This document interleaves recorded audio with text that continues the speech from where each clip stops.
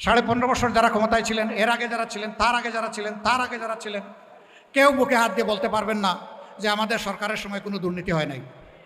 স্বাধীনতার 54 বছরের ভিতরে যত সরকারি আইলো গেল, কোনো সরকার, কোনো মন্ত্রী, এমপি বুকে হাত দিয়ে বলতে পারবে না যে আমাদের সময় দুর্নীতি হয়নি। এই কথাটাই বোঝাতে চেষ্টা করতেছেন জামাতে আমির। কিন্তু এর ভিতরে মাঝে মধ্যে জামাতের 2-1 জন মন্ত্রী এমপিও ছিল, তাদের কিন্তু 1 পয়সাও দুর্নীতি হয় নাই।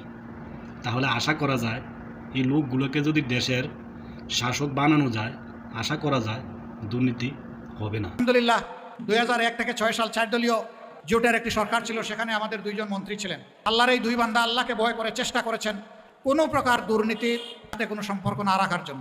মনে রাখবেন, আপনার একটা মূল্যবান ভোটের উপর নির্ভর করবে আগামী দিনের সৎ মানুষদের হাতে দেশ পরিচালনা করার সক্ষমতা, আগামী ভবিষ্যতের প্রজন্মের পথ চলার অনুপ্রেরণা।